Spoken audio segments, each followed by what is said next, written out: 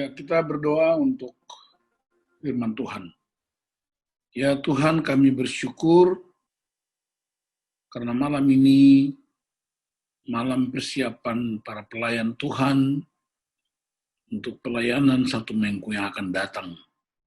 Kami rindu mengalami firman-Mu sebagai kuasa yang memulihkan, tapi juga memberi kami kekuatan untuk melangkah dan melayani. Dalam nama Tuhan Yesus Kristus. Amin. Oke, tema kita untuk minggu ini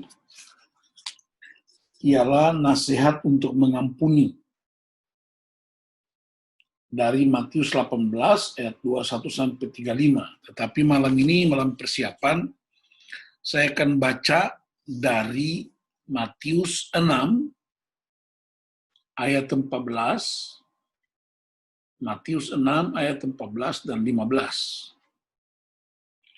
Matius pasal 6 ayat 14 dan 15, karena jikalau kamu mengampuni kesalahan orang, Bapamu yang di sorga akan mengampuni kamu juga. Tetapi jikalau kamu tidak mengampuni orang, Bapamu juga tidak akan mengampuni kesalahanmu. Jadi, 2 minggu berturut-turut, gereja belajar atau memahami tentang pentingnya hubungan di dalam gereja. Dan salah satu cara untuk membangun hubungan yang kuat itu saling menerima. Bahasa yang lebih kerennya itu saling mengampuni. Nah, saya ingin mengajak Bapak Ibu untuk kita memahami pentingnya mengampuni. Saya membaca sebuah dokumen seorang penginjil ditugaskan untuk melakukan rekonsiliasi terhadap 2 suku di wilayah Afrika pada zaman perang antar suku. Dan dua-duanya, satu sudah percaya kepada Yesus, satu suku ini, yang satu sedang dalam proses penginjilan. Ini kisah nyata yang diceritakan di sebuah dokumen tentang pemulihan di Afrika.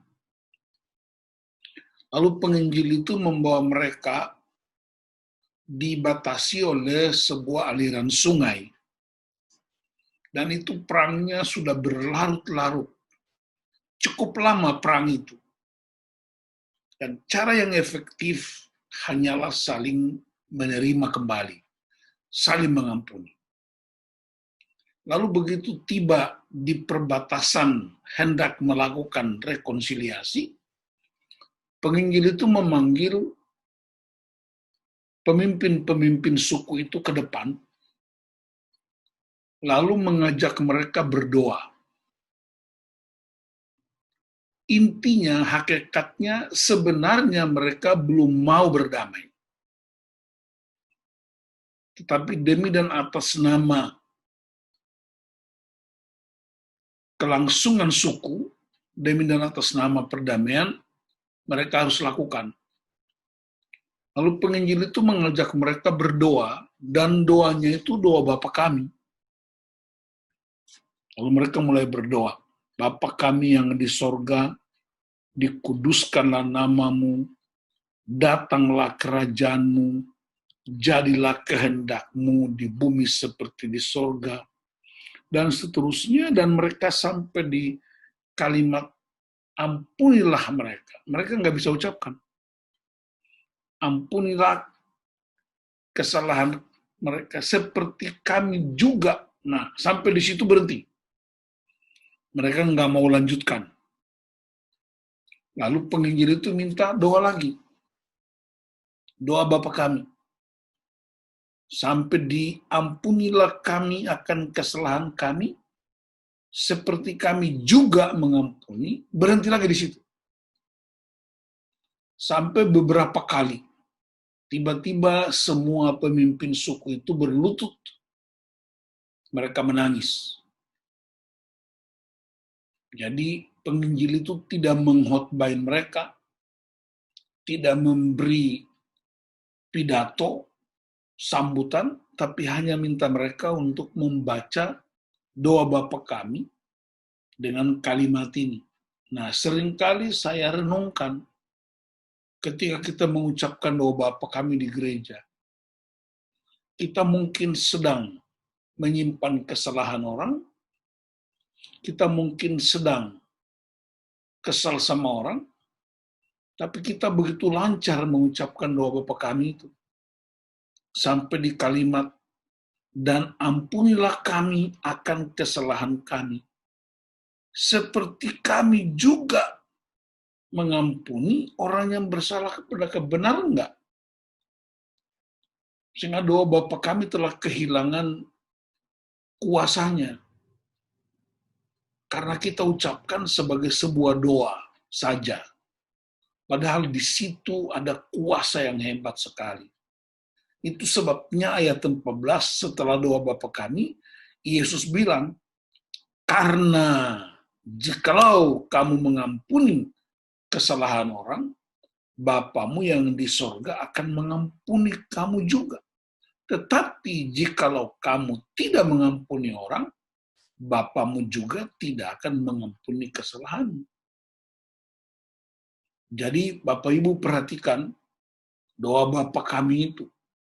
Sehingga rekonsiliasi terjadi dua suku dan terjadi pemulihan besar-besaran, terjadi pertobatan yang hebat di dua suku di Afrika dan menyebar ke beberapa tempat.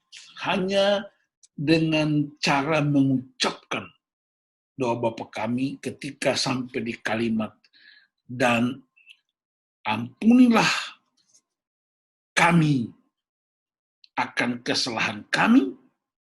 Kalau kita personifikasikan, dan ampunilah saya akan kesalahan saya, seperti saya juga mengampuni orang yang bersalah kepada saya. Benar enggak ini? Nah, dalam kerangka cerita kisah nyata itu, saya ingin ajak kita untuk memahami hakikat pengampunan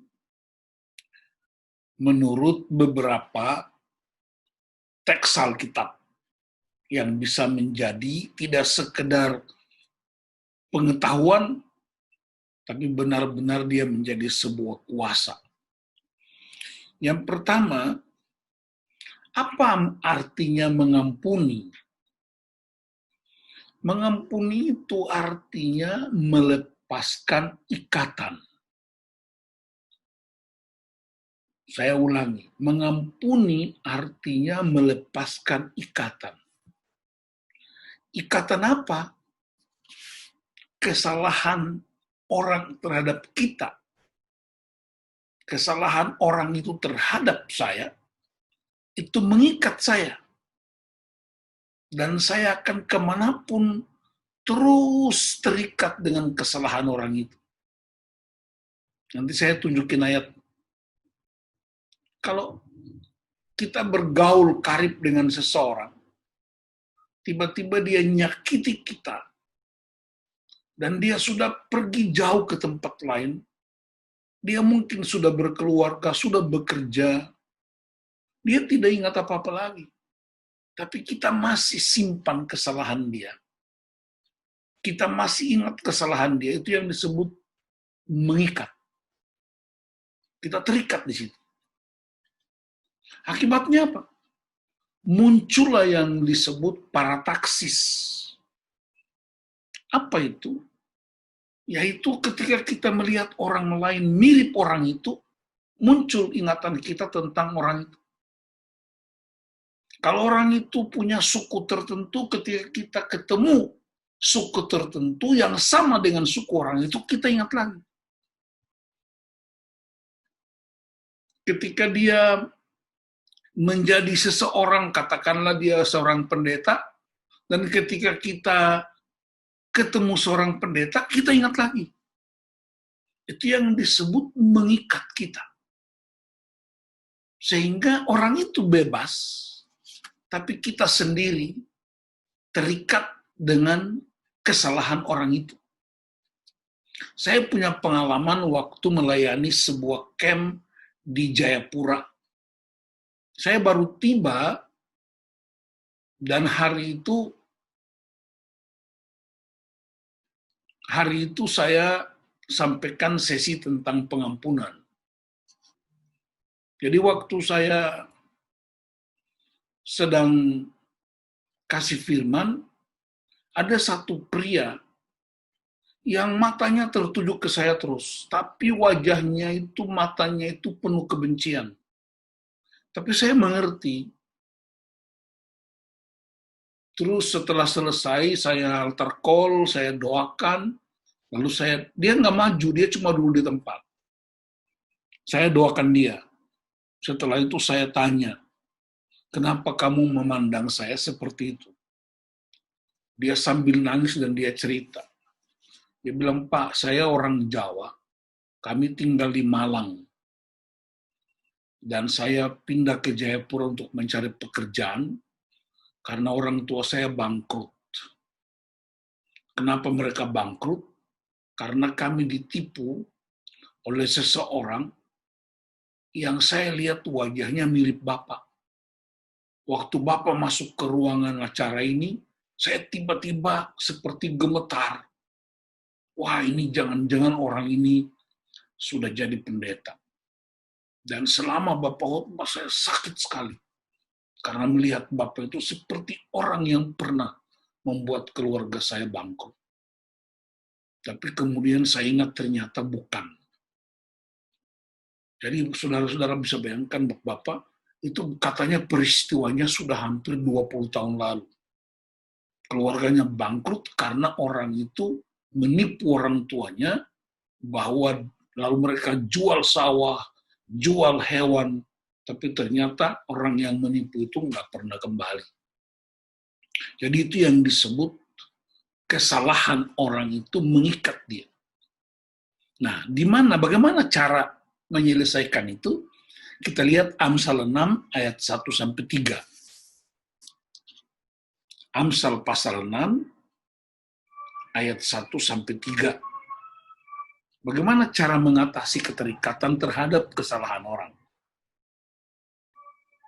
Ayat ini bilang begini, hai anakku, jikalau engkau menjadi penanggung sesamamu dan membuat persetujuan dengan orang lain, jikalau engkau terjerat dalam perkataan mulutmu, tertangkap dalam perkataan mulutmu, buatlah begini, hai anakku, dan lepaskanlah dirimu karena engkau telah jatuh ke dalam genggaman sesamamu, pergilah, berlututlah, dan desaklah sesamamu itu. Jadi langkah yang paling dahsyat, dan ini kami udah praktekkan di berbagai pelayanan, yaitu kita yang disakiti harus mengampuni dia. Kalau perlu datang dan berlutut di depan dia. Pertanyaannya, dia yang bikin salah, kenapa saya yang pergi? Ingat, mengampuni orang yang bersalah bukan untuk kepentingan orang itu. Bukan. Mengampuni orang yang bersalah itu kepentingan kita. Jadi kalau saya mengampuni si A yang berbuat salah kepada saya, bukan untuk kepentingan orang itu, tapi untuk kepentingan saya. Dan itu sejalan dengan kebenaran firman Tuhan. Ampunilah aku seperti aku telah mengampuni. Jadi fokusnya di situ. Karena itu ada orang bilang, aku nggak mungkin mengampuni dia sampai 7 turunan, sampai masuk kubur. Nah ingat, ayatnya bilang, kalau kamu nggak mengampuni, Bapa di surga juga nggak mengampuni kamu. Itu yang pertama, tentang mengampuni itu melepaskan ikatan. Sehingga kita tidak terikat lagi dengan kejahatan orang itu. Yang kedua, Yesus pernah ditantang oleh orang-orang Yahudi, ahli-ahli Taurat, ketika dia mengusir setan. Lalu mereka bilang dia usir setan pakai Belzebul. Dalam Matius 12 ayat 24 ada istilah Belzebul. Belzebul itu adalah salah satu atau jenderal dari kepala setan. Tapi Belzebul adalah nama dari lalat hijau besar. Kalau Bapak Ibu tahu lalat hijau besar, itu nama Latinnya, nama Ibraninya, namanya itu Belzebul, kepala iblis. Tapi itu nama Latin dari lalat hijau besar. Nah, lalat hijau besar itu dia muncul di mana? Dia baru muncul kalau ada bangkai, kalau ada tempat busuk. Di rumah-rumah kita, di dapur, kalau ada daging yang tiba-tiba sudah membusuk atau ada ikan yang busuk, tiba-tiba muncul aja lalat hijau itu. Nggak pernah dipanggil, tapi dia akan muncul.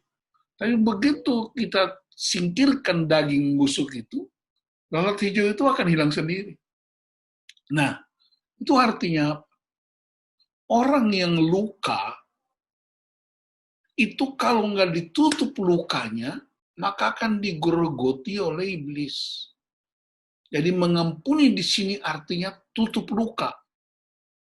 Luka karena masa lalu, luka karena pasangan, luka karena siapapun, harus ditutup supaya Belzebul tidak punya kesempatan untuk menggerogoti, sebab kalau lalat hijau hinggap di sebuah tempat yang busuk, katakanlah ada luka, maka akan tambah parah, dia nggak tambah sembuh.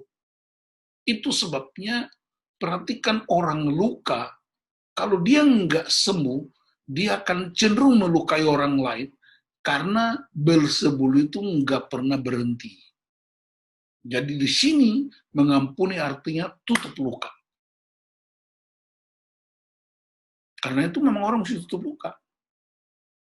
Yang ketiga, kalau kita baca di kitab Roma, di Roma pasal 7 ayat 23, tetapi di dalam anggota-anggota tubuhku aku melihat hukum lain yang berjuang melawan hukum akal budiku dan membuat aku menjadi tawanan hukum dosa yang ada di dalam anggota-anggota tubuhku.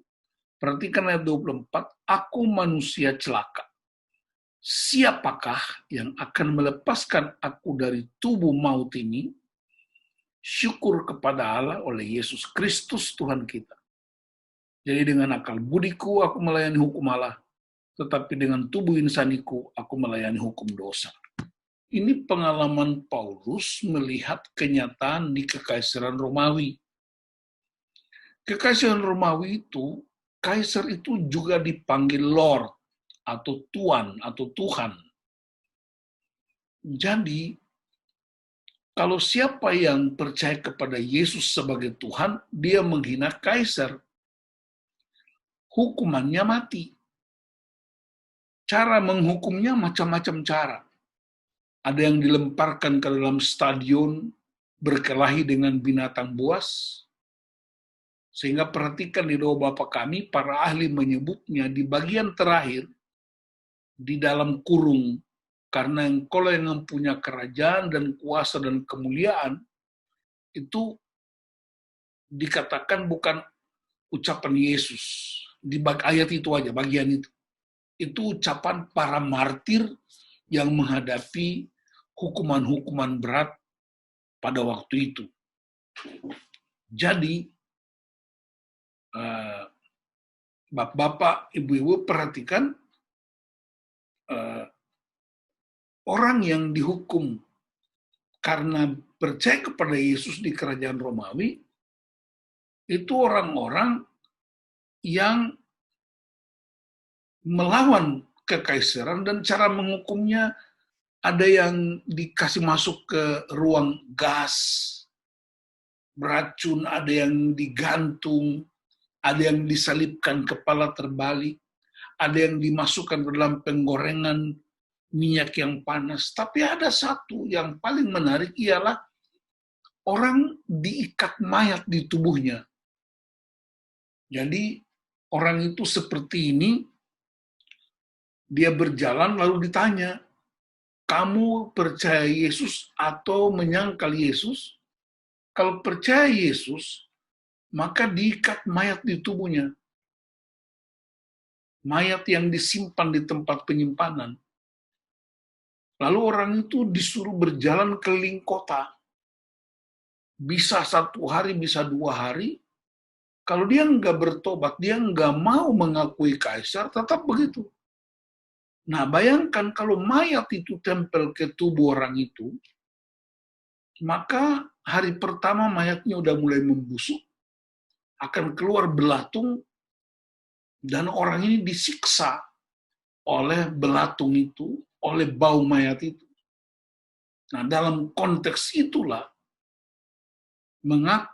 mengampuni sama dengan buang mayat.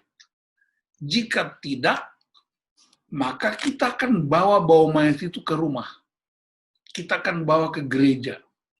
Kita akan bawa ke komunitas. Sehingga kita tidak lagi memilah mana kebenaran firman dan mana saudara kita. Kemarin ada satu peristiwa dalam sidang, dan menurut saya itu cukup serius. Orang membela temannya bukan karena kebenaran, tapi karena seasas, karena segereja, karena sesuku. Bukan lagi karena kebenaran. Nah, ini yang terjadi. Nah, kalau saya misalnya berantem dengan Pak Nelson, mestinya kami dua aja. Kenapa istri kami juga ikut? Kenapa anak-anak kami juga ikut? Terus kalau saya yang benar, tapi karena Pak Luhut satu suku dengan Pak Nelson, Pak Luhut akan bela Pak Nelson. Nah, ini cara berpikir yang Paulus ingin patahkan. Kita bersumber pada kebenaran, bukan pada kesukaan hati manusia. Jadi, mengampuni di sini artinya buang mayat. Kalau enggak, kita akan membuat keluarga kita juga akan pahit dengan orang itu dan keluarganya, bahkan bisa menyeret suku. Makanya perhatikan perang suku, perang antar geng, perang antar kampung, perang antar agama, itu hanya karena 2 orang yang bodoh ini.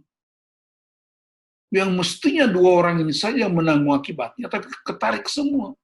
Itu yang disebut bawa mayat dalam tubuh. Yang terakhir, Mazmur 130 ayat 4. Mengampuni itu membuat orang bertobat. Ya, mesti ada pertobatan. Tujuan mengampuni adalah orang bertobat. Mari kita lihat Mazmur 130 ayat 4. Tetapi padamu ada pengampunan supaya engkau ditakuti orang. Jadi mengampuni tidak sekedar melepaskan ikatan kesalahan orang. Mengampuni tidak sekedar menutup luka. Mengampuni tidak sekedar membuang mayat, tapi mengampuni juga membuat orang bertobat. Karena itu mengampuni bukanlah kepentingan manusia. Mengampuni itu kepentingan kerajaan Allah. Karena baca nanti di Matius 18 yang besok diwakbahkan, Yesus kasih perumpamaan tentang orang yang diampuni karena hutang, kemudian orang yang diampuni itu mengikat orang lain, maka dia akan diserahkan kepada algojo. Algojo itu pembunuh berdarah dingin, dan algojo itu akan mengikat kita terus-menerus. Sehingga tidak heran kemudian hidup kita itu hidup yang selalu digerogoti oleh algojo-algojo. Saya kira itu bagian-bagian yang saya sampaikan. Dan saya sebenarnya mau share screen tentang peristiwa-peristiwa yang terjadi. Paling mengesankan buat saya itu di Maluku Utara, di Maluku, di Sulawesi Tengah, ketika di Poso dan Maluku terjadi kerusuhan yang hebat. Ya. Di Sulawesi, di Ternate misalnya, di Tidore, Halmahera, bagaimana anak-anak yang dipotong kepalanya oleh para jihad, orang tuanya mengampuni, bagaimana istri, orang tua diperkosa, istrinya diperkosa, dia bisa mengampuni. Dan paling hebat di sana ialah justru beberapa orang yang diampuni itu bertobat terima Yesus. Dan alasan mereka menerima Yesus karena ada pengampunan yang diberikan. Di Poso yang anak-anak itu yang kepalanya diputus, tapi orang tuanya mengampuni. Jadi kami juga pernah mengalami, ada keluarga kami 12 orang, masih hubungan dengan ibu saya, mereka dibantai dalam kapal perjalanan dari Halmahera ke Bitung, dan dalam perjalanan itu mereka semua dibantai dalam perjalanan itu. Itu memberi kita pemahaman bahwa di dunia ini masih ada orang yang mau mempraktekkan firman, bersedia mengampuni supaya mayat itu, supaya luka itu tidak menjadi bagian dari kehidupan keluarga secara turun-temurun. Karena mengampuni adalah perintah. Perintah dari siapa? Dari Tuhan. Dia penguasa tunggal. Dan ada orang bertanya, Petrus bertanya kepada Yesus, berapa kali aku harus mengampuni? Perhatikan kata, berapa kali aku harus mengampuni? Harus itu artinya perintah. Apakah 7 kali? Yesus bilang 70 kali 7 kali. Artinya apa? Kesempurnaan. Dibaca di kitab Lukas, dia bilang orang itu datang terus-menerus dalam kesalahan yang sama. Itu memang kita mesti sungguh-sungguh belajar tentang pengampunan. Nah, itu bisa terjadi dalam rumah tangga kita, bisa terjadi dalam komunitas bergereja, bisa juga terjadi di antara bangsa kita ini. Kira demikian bagian yang saya sampaikan. Tuhan Yesus memberkati Bapak, Ibu-Ibu dalam pelayanan kita minggu ini untuk mengajak jemaat melepaskan semua ikatan terhadap kesalahan orang, menutup luka supaya Beelzebul tidak punya kesempatan untuk menggerogoti, buang mayat supaya jangan bau di dalam rumah dan komunitas, tapi juga mengampuni supaya orang bisa bertobat dan datang kepada Tuhan. Tuhan Yesus memberkati. Haleluya. Amin.